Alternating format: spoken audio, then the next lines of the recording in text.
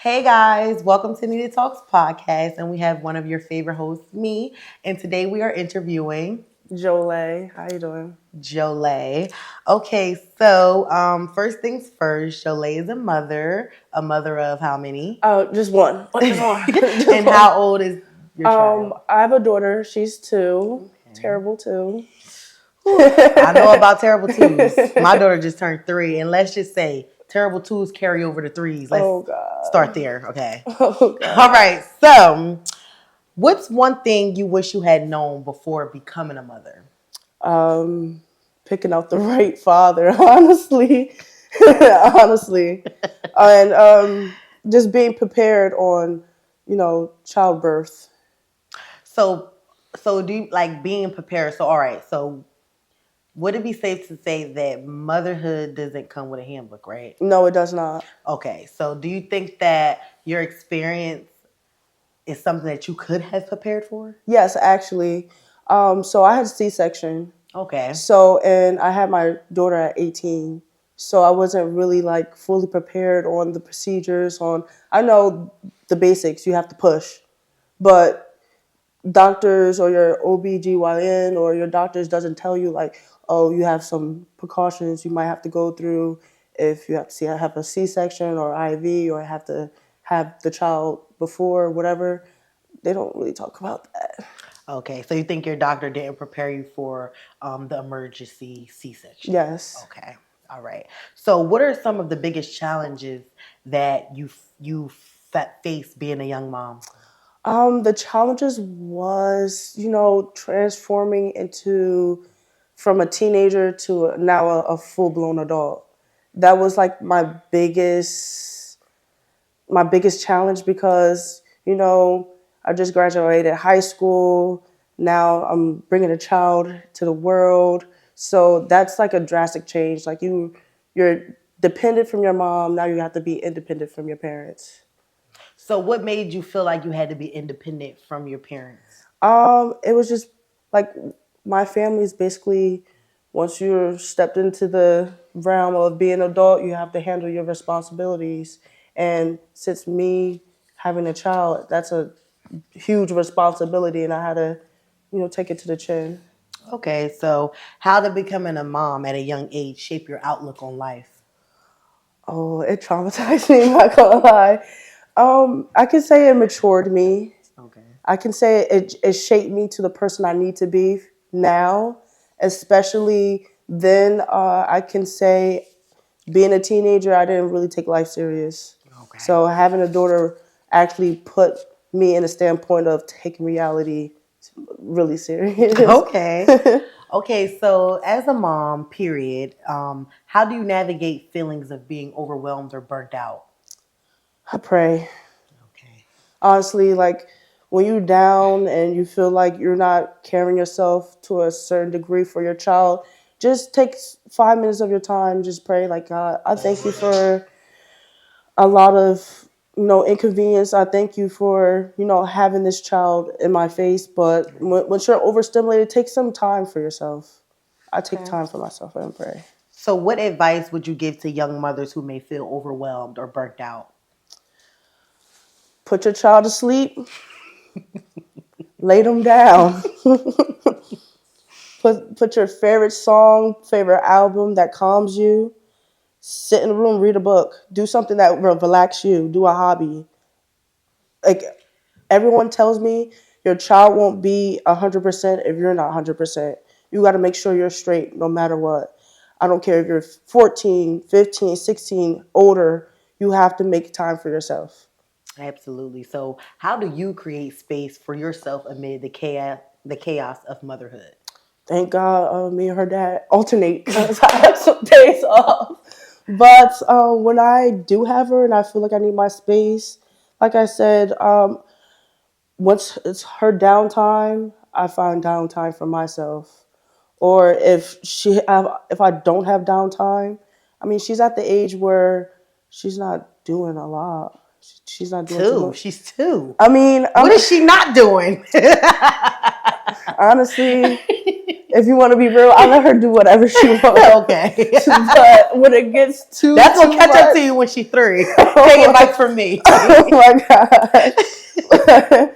But when it's very overbearing, I can say, I just like, come on, let's watch a movie. We just watch a movie together, or do a calm, relaxing activity with your child. Right. You could color, you could read a book.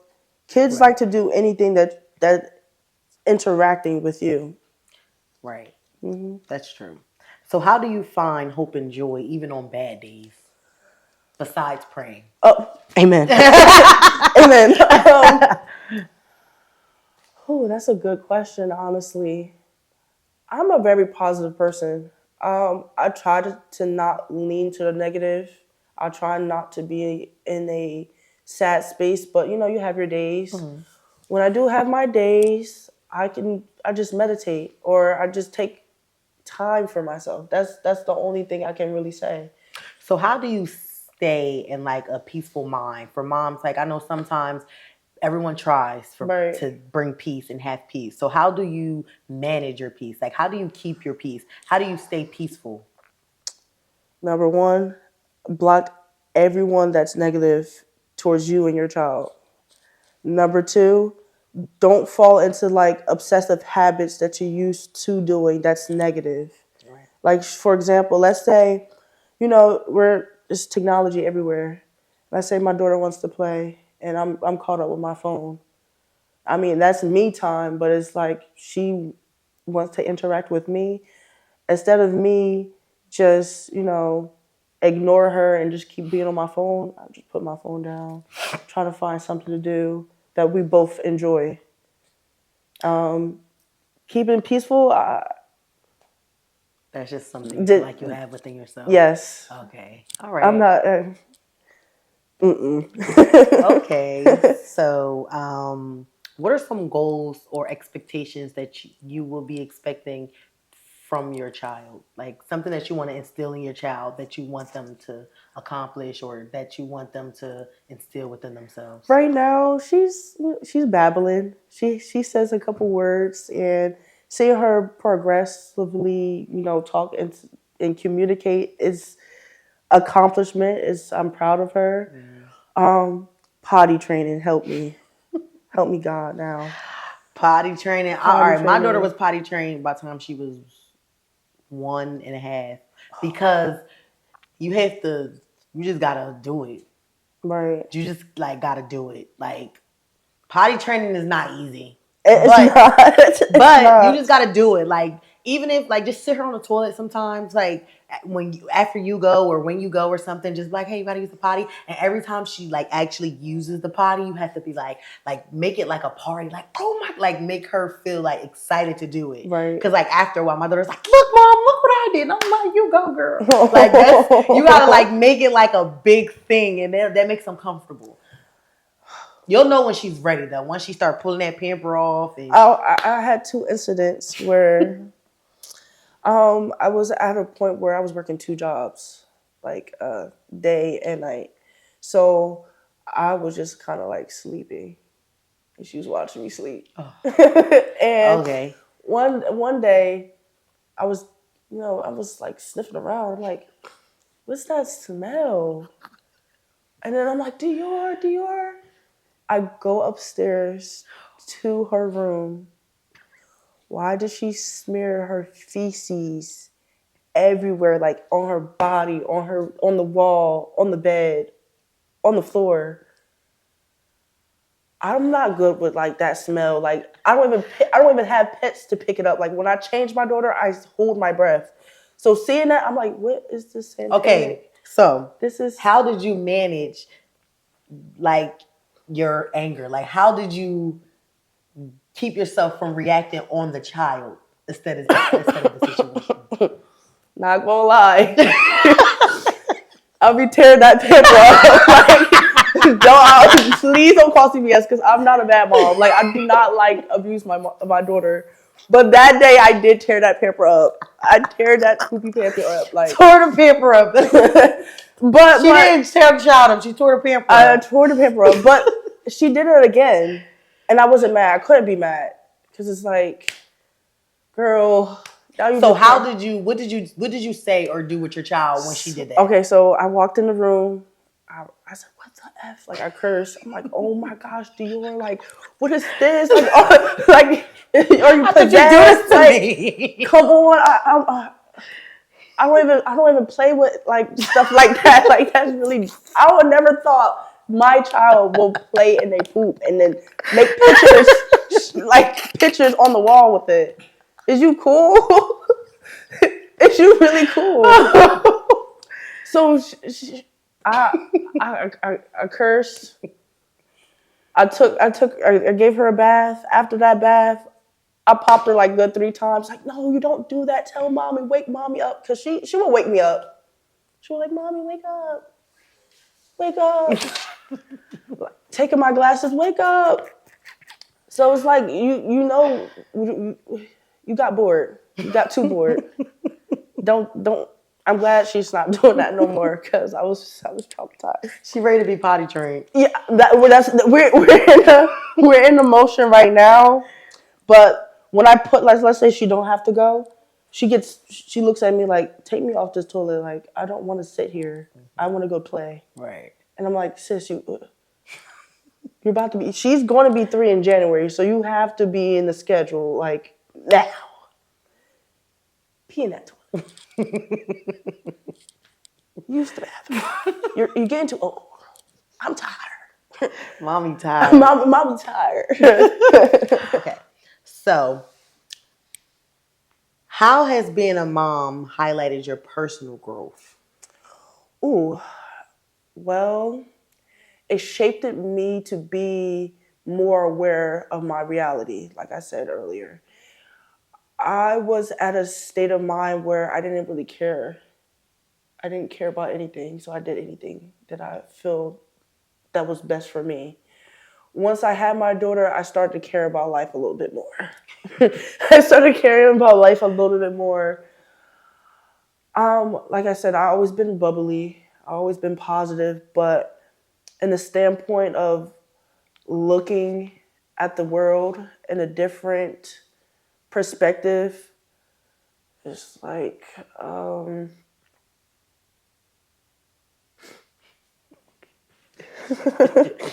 I just had to grow up. That's it. I just had to grow up. I felt that like in She my she soul. she she she kind of like, girl, you gotta grow up now. I'm here.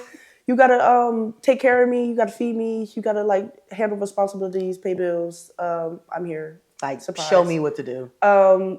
You're my mom. You're the adult. Hurry up. So, what's one thing you wish society understood about being a mom? As that's like being a female in general, we're emotional beings. Don't say we're not crybabies. We're not over angered. Everyone has their own emotions, but actually having a life growing in yourself in your womb, it changes your mindset. It changes your emotions. It changes your point of view. Like imagine you having a big worm alien like being in your stomach moving around, kicking around. That's a whole different demeanor. No, a male can't feel that. Women go through crazy body experiences and no one understands that, especially males, because they don't know the feeling. And I believe everyone should be accounted of knowing more information about pregnancy, especially how the body change. How does the baby take so much energy out of you? How much, hey, I still got a mom brain. A mom brain, you have so many brain farts. You don't even know what the day is sometimes. It happens. Like a kid takes like a third chunk of your energy, even when it's out of you. So, can you like share your journey into motherhood? Like, what was it like for you? It was terrible. I will never do that again. Don't you will never see me with another kid. Amen. Amen. Amen. Having my daughter at a young age and having a C-section and I love my family. I respect her dad, but I did not have a great pregnancy experience. Like I was lonely. I felt really deprived in myself. I didn't feel like I'm carrying life. I didn't feel like I'm this goddess that's about to like bring life. I felt like a miserable milking cow species, literally a milking cow. And I want to say, I know exactly how you feel. That's exactly how I felt. Like, literally, that's literally exactly how I felt. Like a big piece of space just drained and just ready for everything to be done and over with. Especially like when you coming towards that last trimester, you're big. It's hell. You can't see nothing. You out of It's just breath. stomach. You cry over everything. It's heavy. It's too much. It's too much. Even thinking about it is making me unease. I will never do that. That's ghetto. That's really ghetto. I really give it up to the moms that have more than one child. Seriously. Praises to y'all. Praise to you If you guys. got more than one kid, round of applause. You really mom of the And year. also C-section moms. Like Yes. I had vaginal, but my mom, I got a 7-year-old brother, so I experienced her pregnancy. C-section moms, like round of applause. Honestly, like you have to be strong. Because first of all, let's just say some C-sections could be planned if you know the baby's breached at a certain point. Right. But most C-sections are emergency kind of thing. Like Right. you could be given like most of them. That's an emergency thing to do. Like imagine you going in and you thinking, and then you have to get cut open. They cut you got 7 layers. They cut 7 warriors. layers. I watched it. They cut, and they lift the skin. Yeah. That's so. I salute. So when that happened, my perfect child, she came on her due date. Oh, that's perfect. Yes, that was cute. She is a Capricorn, Yeah. so me too. So yeah, y'all little on time. Yeah, I like that. I love her. I like that for you. I love her. So, right. I'm sitting in bed. I'm rocking. I'm really childish. I don't know why I got a kid. I swear to God. So so I'm sitting down. You know, like when you're big and you got to use the bathroom. Sometimes you're gonna have a little twinkle on you. Like you're gonna twinkle on yourself a little bit. Like it's not gonna hurt. But it was a big twinkle. So I'm like, wait, hold on. Did my water break? So I go up to her dad. I'm like, yo, babe, like I think my water broke. He was like, you serious? I'm like, let's go to the hospital like right now. I started having contractions right after that. So it's like, babe, are you good? Are you good? I'm like, just drive, Mom. Just drive. Just drive now. Just drive. We get to the hospital. I'm talking to the receptionist. She's like, what's your name again? I yelled at her like, bro, I'm in labor and you're not doing your job right. And you trying to repeat, you trying to make me, you testing me? You trying me? When I catch you, because I'm still on that. Because why you not listening? You see me in the wheelchair getting pissy. That's how it feels. Okay, so they told me that I wasn't dilated enough, but they still kept me in the hospital. Okay. So I'm a punk. Yes, I asked for that epidural. Give me that epidural. Let's just say, give me that epidural. I had epidural and my back is fine. Still? Yes.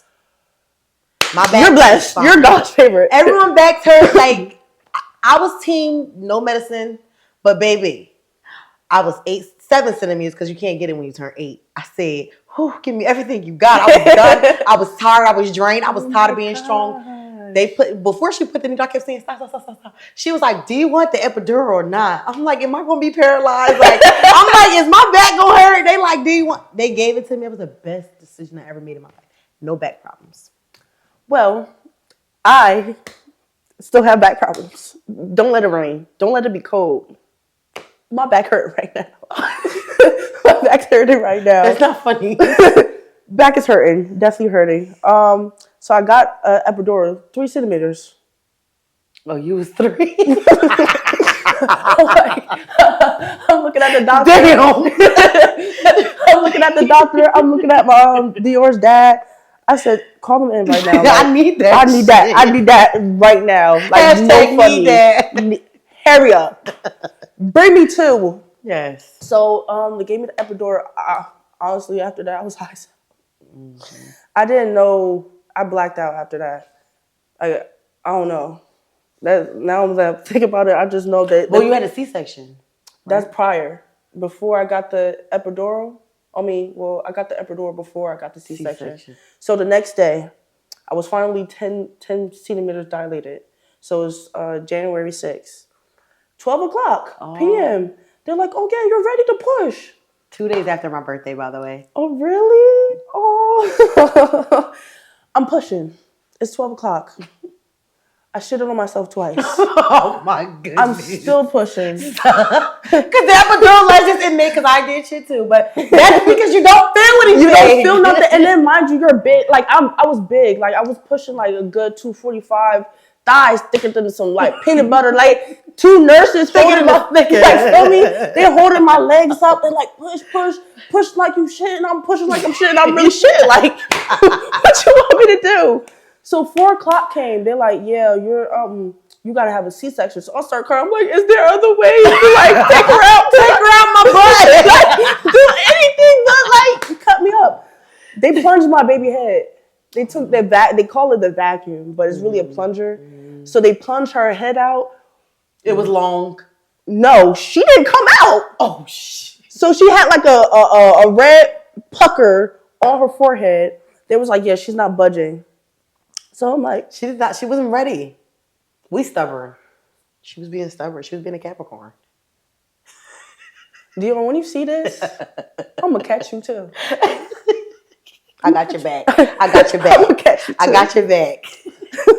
So I'm on the bed. They're like, yeah, man, you gotta get that now. Like, she can. So I'm like, I don't want to do this anymore. Balling out. So they put me under more drugs. When I say they give you like that fentanyl, the opium, that I thought I was really a junkie. Like, not gonna lie. I don't know what world or what atmosphere I was, but I was far past Juice World. I swear to God, far past that man. Far it. When they were ready for the procedure, I felt every cut, but it wasn't painful. It was just like pressure and eerie. Okay. Like stop. I still got the heebie-jeebies. Like I know what you're doing. Yes. Okay. So I felt that. Then they had to push my stomach down so she can come. I guess they popped her little placenta bubble. She started crying. I started crying. They really messy because I was really looking a mess, high as God knows what, and they took a picture with me and my baby with a red pucker on her head. Like, it was just a ghetto day that day. After that, it was motherhood. Yeah. That's when life was started life in a little bit. I'm looking at her, she looking at me. I'm like, I'm really a mom. Yeah. If everyone knows, I had no business being a mom. No business being a mom. I still can't believe it to this day. I look at her. Yes, that's me too. You like don't be going around calling me mom. I'm your sister. Like, we're sisters, bro. Okay, so that sums up our great video. Thank you so much for coming. Thank you for Stay tuned, guys, for our Mom on the Mic event, January 4th. Stay tuned. End the camera. Turn it off.